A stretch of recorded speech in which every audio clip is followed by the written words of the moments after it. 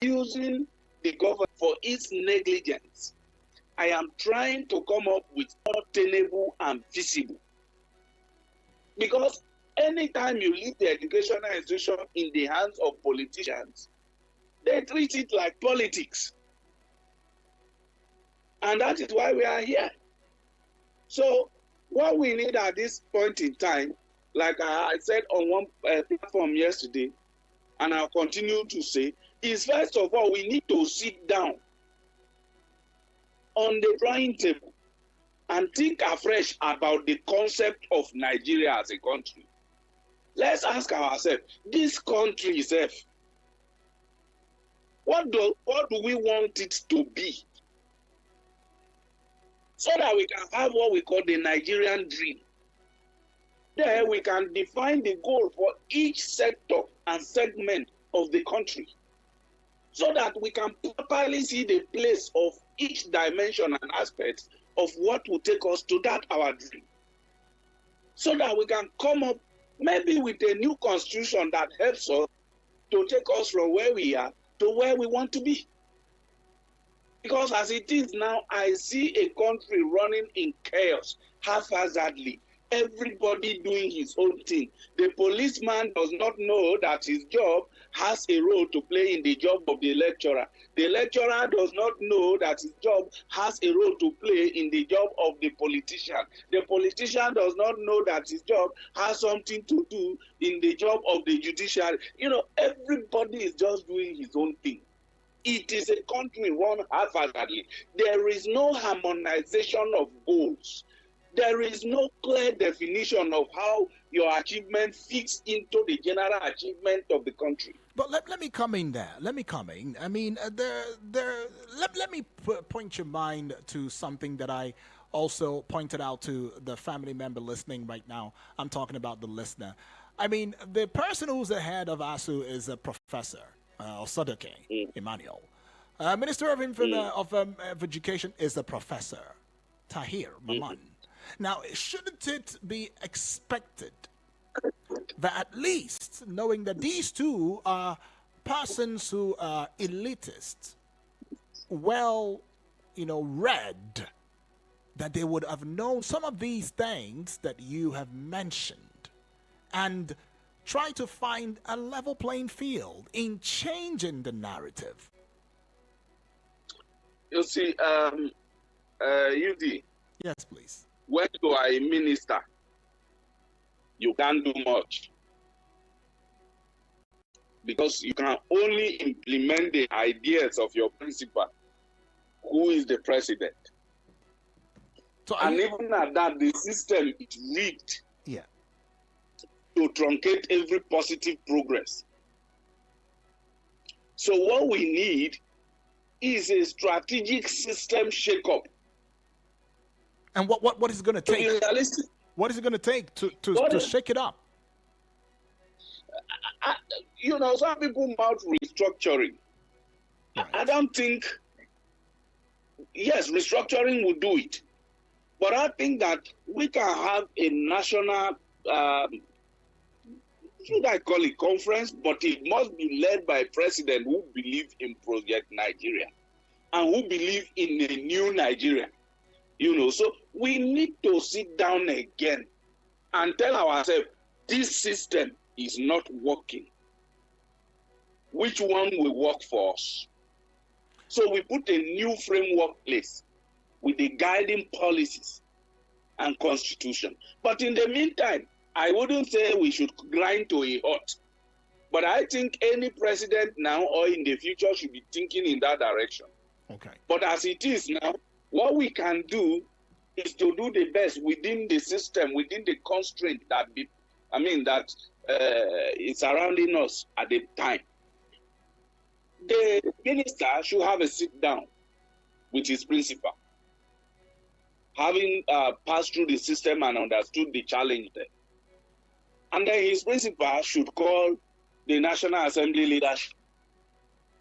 And governors should be brought into this meeting.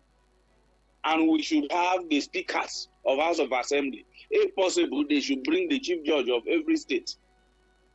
So that we have the executive the parliament and the judiciary in this meeting from Altia. Then we have ASUU there.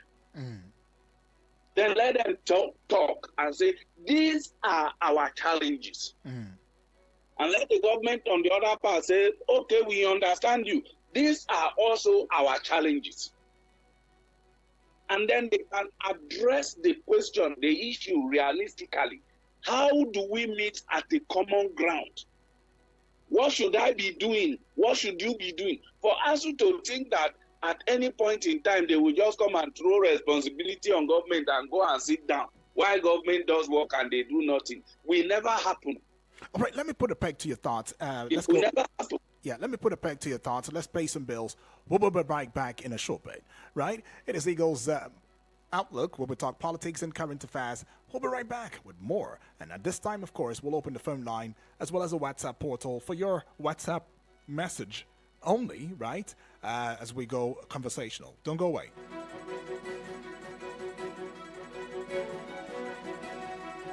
Eagles 102.3 Abuja.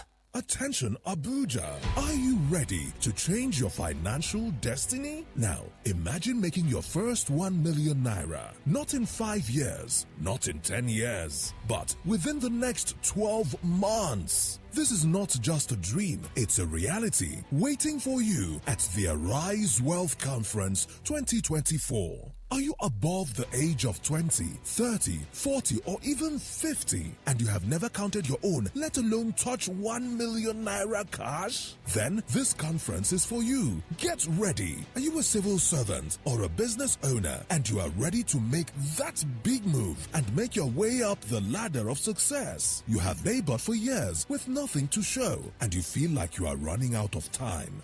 Yes, the Arise Wealth Conference is for you. Come with the hunger for a new level and the anger to break free from poverty, lack, and want. No offense to the commercials. It's just that we want to see other audio. Eagles 102.3. Eagles 102.3.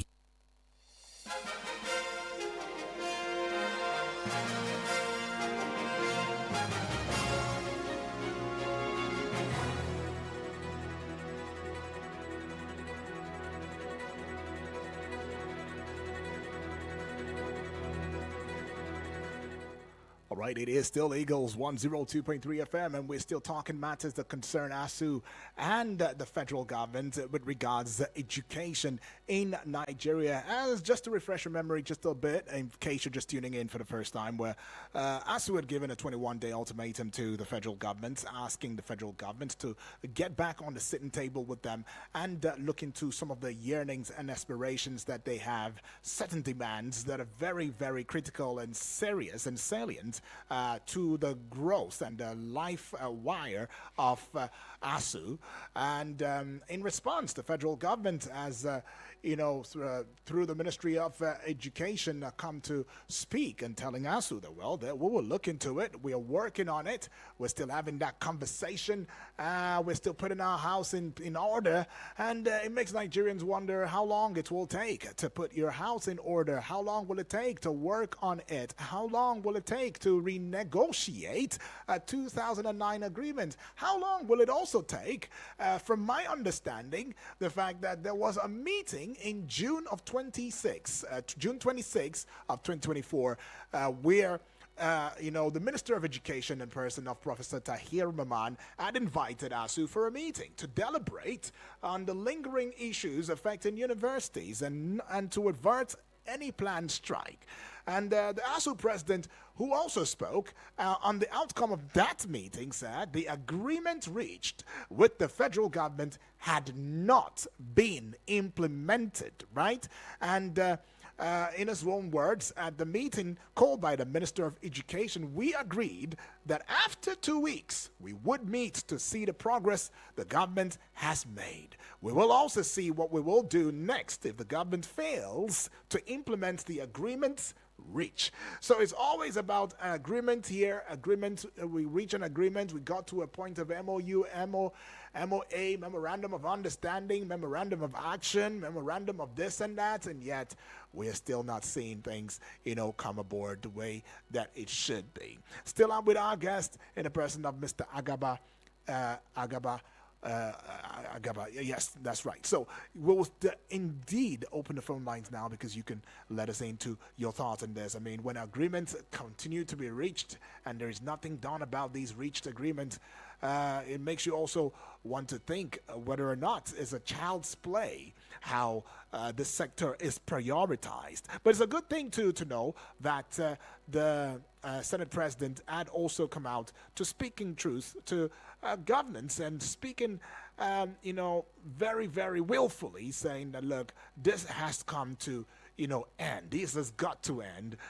This tussle, this back and forth is not helping us, and we will work assiduously to ensuring that things got better within these two, in the sector of education. But others are also looking at that statement and saying, well, this might just be mere rhetorics, because we have heard countless rhetorics in this regard, and nothing seems to be done in the end. It becomes draggy and draggy and draggy. But then there are also some concerns coming from another angle saying, hey, what will be the plight of our children should there be a strike, especially in a time like this when we are looking at food inflation that is going high. Inflation in itself, although it has come down from 34, is it 0.19 now to 33 points, I'm not very clear about the figure, but 33. And the Minister of Finance had come out, Wale Adu said, well, they will consolidate to seeing that it beats down, rather than increase. We are looking at that already. We're looking at hike in price. We're looking at hike in, even the telecoms have hiked themselves. We are seeing hike in power. It's almost like there's hike in everything. And then we'll now have our children hike themselves back home as a result of a mismanagement of conversation or negotiation between the federal government and ASUU? No. Can we really handle that? And it's not like we have jobs or something that would say, okay, children, you can now, or students, you can now just go and manage here or there while all of these insaneness is brought to a standstill, then you can get back to school. So he tells you what society would be should that happen, not what we pray for. And that's why we should indeed engage in this discourse this morning. 0908 766 8888 is that number to call. The other number would be same number, 0908 766 8888. And as I said, if you are not opportune to put that call through via the number I just gave you, you can get to the WhatsApp portal number and just give us only a WhatsApp message, and I will herald that message right here on this platform and allow for everyone else to get to hear it as well as we deliberate on these issues. Well, Mr. Agaba, let's still talk about what's the implication of this would be for us, for our children who are in school. And do you think that we can afford a strike, at this point of our lives, owing to some of the realities and challenges that we are facing at this point? It is not a good idea for us to experience strike right now. Because the country is tensed. You still remember a few days ago, they had the protest. The end bad governance protest and all of that. Mm-hmm. The government did do all it could to quell the protest. But you see, the things that resulted in that protest, they are still very much with us. And the government haven't even done much to address that. Going on the strike will just free more children with enough time to be at home. and any other thing could just strike a protest again, and we have all our children free to join the protest, even as crews from the beginning. Because out of boredom, staying in the house, they might just want, let me go there, maybe I'll make one or two friends. And before it's going to take another turn. We don't want to fill this balloon with more water because it can explode. The government should do everything it can to make sure that ASUU does not proceed on strike. But again, like I was saying before the ad came, if you look at some of the demands and the agreements, you will know that none of the party sees the feasibility of implementing those agreements. I mean, for instance, you don't expect somebody to pay your salary, and then you determine for that person how he is going to pay you and how he is going to audit you. You mean the UTAS? You don't expect UTAS. Yes. Okay. Yes. I think what ASUU should be asking for is on the IPPIS or whatever. What they should be asking for more is, look, you have to make provision for so issues that are very, very unique to us. Because every system can be tweaked. IPPIS is not the first software that any country is using. If you go to the bank now, bank have their banking application. These applications are tweaked to support any of their products, no matter how fringe that product seems to be from the mainstream products they offer. It can be done. For ASUU to say we want to give you UTAS, why was it? In fact, I was saying, why did we have to wait until a foreign agency brought us IPPIS before the university people are now talking about UTAS? I expect that with us offering ICT and information technology and all of those things in our institution, some of this solution ought to be coming from organizations like ASUU. ASUU would have been the one earning on that stuff now, and they would have even built it with their own peculiarities in mind. But as it is now, ASUU shouldn't be asking to be exempted. ASUU should rather ask for it to be tweaked to accommodate their peculiarities. The government haven't said they won't do that, and the government haven't said it is impossible to do that. So that is the area ASUU should be looking at. There's another thing I think the current president has tried to implement when they say pay the universities better, do this and do that. They said, okay, what we are going to do is to let the university charge the school fees that is commensurate, so that money that is coming from there will be used to take care of them. And we ask, how will our children be able to pay for school fees? And then the government responded with student loans. And the last I heard, this student loan is beginning to be disbursed. Yeah. How efficient and effective it will be in the long run is yet to be seen, and is a story for another day. But at least the government has responded with that. The question is, has government allowed the institution to charge what they want to charge? Now, remember that we also have two tiers of the institution also. We have federal government-owned tertiary institution, and then we have state government-owned tertiary institution. Are the state governors on board with this decision of the federal government? Will they let their own university charge what they want to charge? Now, the federal government loan scheme, does it cover students that are going to public state universities? Will the states also set up their own loan schemes? How effective and efficient will it be? These are all questions that need to be asked. And all of these things are shrouded in some form of secrecy. We are not hearing from ASUU clearly what they are demanding for, what have been met and what have not been met. We are not hearing from the government what have been met and what have not been met, what their constraints are. Nobody knows.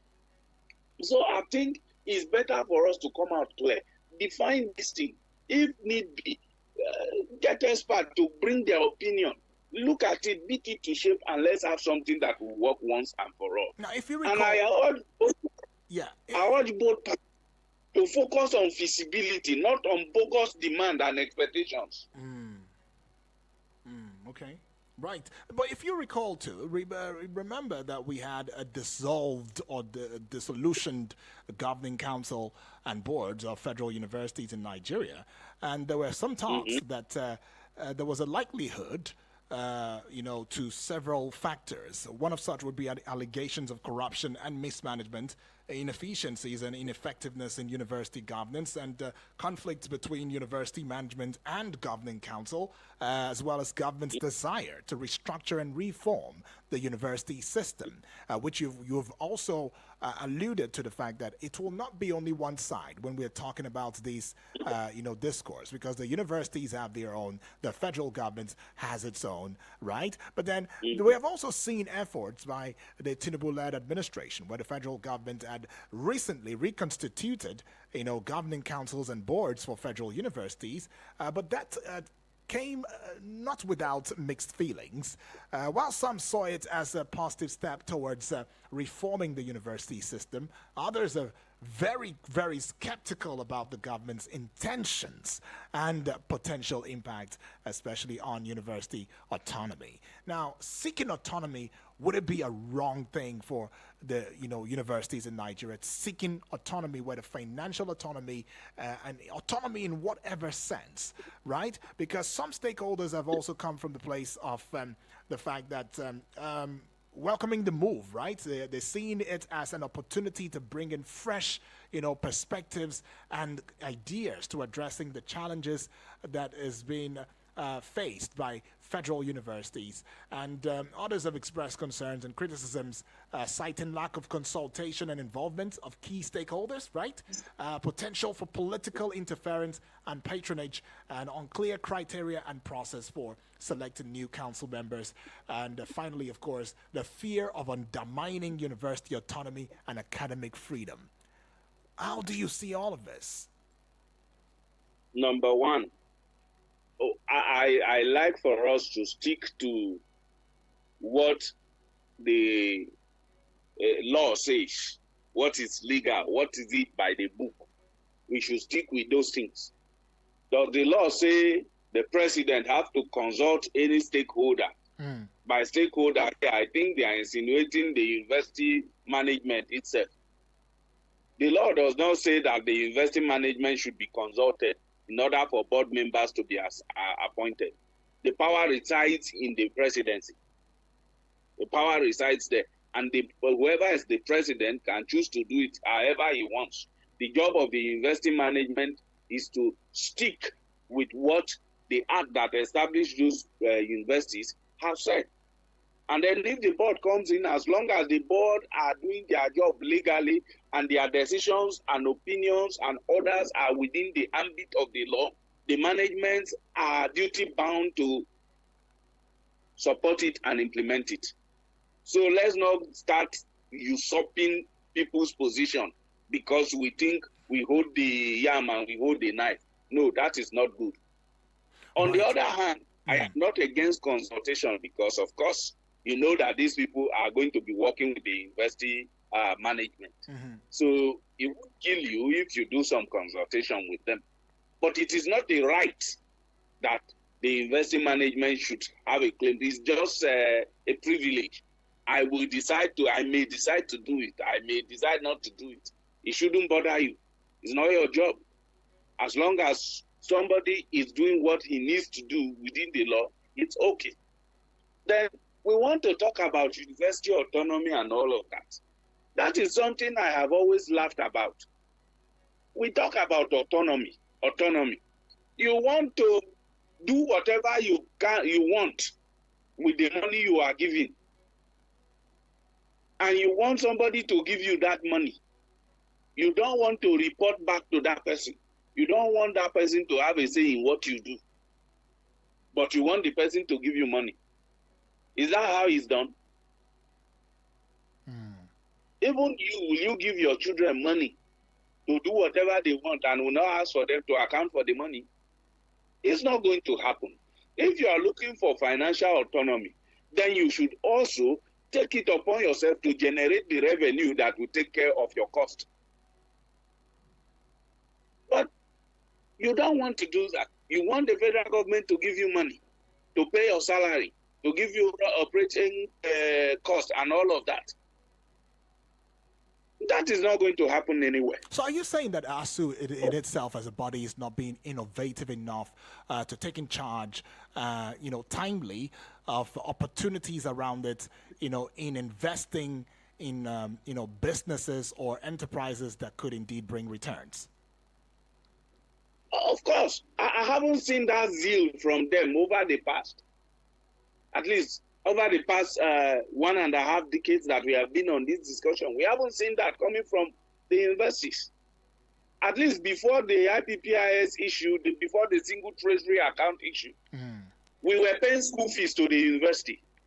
And it was the prerogative of the university to remit to the federal government whatever amount they deemed fit at the time.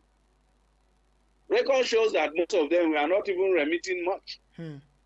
But we were paying school fees. I bet however small it was, it amounted collectively to a huge sum of money. How many buildings were they building in the school at the time? Right. Were they equipping the laboratories, libraries, and all other things? Did they make any significant investment? How many companies today are producing products that were researched, invented, and patented by our universities? I mean, this is what other universities out there do.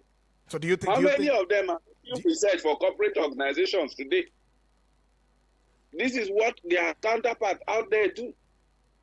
So the zeal to also be that independent on their own side is not so much there. The idea of gaining without putting the equivalent work, it has permeated every segment and every nook and cranny of our country. And that is also what is happening in the university system. Right. So I try to put it squarely on them. This is also my constituency, because even though I have run away to join finance, business, and the rest, it is also my first love. Right. Education is my, Right. I will continue to be a part of the educational system. Let's just take But I this have call. to tell the truth. Yeah, let's just take this call. Hello and good morning. Good morning, Uduak, my Yes, good brother. morning, This is Alami. Yes, please. I greet our guest. God bless you, sir. That is the problem. Our guest has highlighted the issues that is bedeviling, our university, tertiary institutions. The tertiary institution, the professors, the lecturers, they want financial autonomy. I mean, they want financial autonomy to misappropriate and not account for what they generate. But they do not want to account, for what the government is giving them. Like I've always said, look, all over the world, university education is a privilege, not a right. It is not for everybody, and it is not cheap anywhere in the world. The only solution is for government to completely hands off of the university, let the university generate revenue and fund themselves. If you cannot afford to go to a university with the establishment of the student loan, go and take a loan. University should be funding itself with the revenue they are generating, and government should be making occasional intervention when necessary. Right. Until we do this, we will continue to have, this back and forth with all of, the claims and counter claims for the various associations in our tertiary education. Thank you so much to our guests. Thank you, Alameen, for that one. Alameen giving his thoughts right there. Let's also go on to bring in these as well. This one says, good morning, Daniel. Good morning to you. I greet our guest. I'm listening from Nasarawa State, and your guest began by listing the benefits of education largely to solve problems. Education in the whole of Africa seems to be deterrent or different from other parts of the continent. For example, I work with the Chinese people, and I began to wonder that the problem a Chinese man who never seen the wall of a university will solve, a Nigerian professor can't solve it. I want to ask our guest, is what? Now, this is not clear. Is strike the only way to drive home their demands? Tekin Bihundu is asking that question. And then finally, I see this one from Yunusa Dantan Ibrahim saying Okay, gentle you there. Welcome to guest in the studio. I'm Eunice D'Anthony Bryan from Abaji, sir. Education is the life wire to every nation. Basically, education needs to be more prioritized than how it is today. Education from primary level to university is very paramount with all these. Government should make things more attractive to boost education. In some developed countries, education has a special salary scale above other workers, but here we are today. Just a simple reality. Sir, I advise governments to make a better effort at educational dispensation in Nigeria. I further advise federal governments to please address the issue of ASUU to avoid the strike. You know, sir, right there. All right, maybe in one word or two sentences, Mr. Agaba, how do you summate, give a summation to all of these and put a cap on the, topical issue today? I don't have much to say. All right. All I want to say is that both the leadership of ASUU and the government at all tiers, I'm not saying the federal government should just delegate some people to go and sit down and talk. No. This issue involves both state universities and federal government universities. So we should have the Minister of Education, we should have the commissioners of education from the 36 states of the Federation, we should have the head of all the parliament in the 33 states, we should have the judiciary in place so that somebody who will be in charge of the agreement, when they sign agreement, so that when cases go to court, it will not be new to the judges. The judges should be there. Okay. We should have the president of the Senate, the Speaker of the House, and we should have the Speaker of all houses of assemblies there. Then ASUU should bring their chairmen from all the states and let them be in one room and let them agree. Look, all these 2009 agreement, let's drop it. Let's come up with a new agreement that is doable. And let us give ourselves responsibility. As to what will you be doing? Federal government, what will you be doing? What will trigger what? So that they set a timeline and everybody leave that room doing what they need to do. While we plan for a proper rejig of our entire system so that we can become a nation with vision. All right. Thank you so much, Mr. Agaba. I appreciate your time with us indeed. Some very salient points you put out there today, and I'm trusting that representatives of the government who are listening, and I'm sure they are listening, would indeed take some of these suggestions and take it to their principles so that we can effect this change, as soon as possible, because indeed Nigeria does need this change. Thank you once again. Thank you for having me. Yes, please. Yes, please. Well, and to you too, Alameen, your thoughts as well as Eunice D'Anthony, and not forgetting that they can be.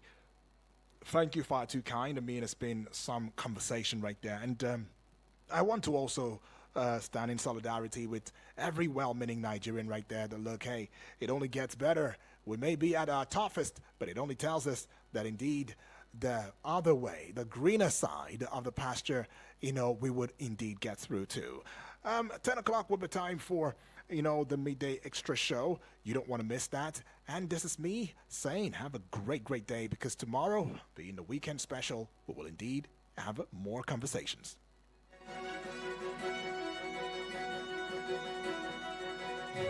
Eagles 102.3 Abuja.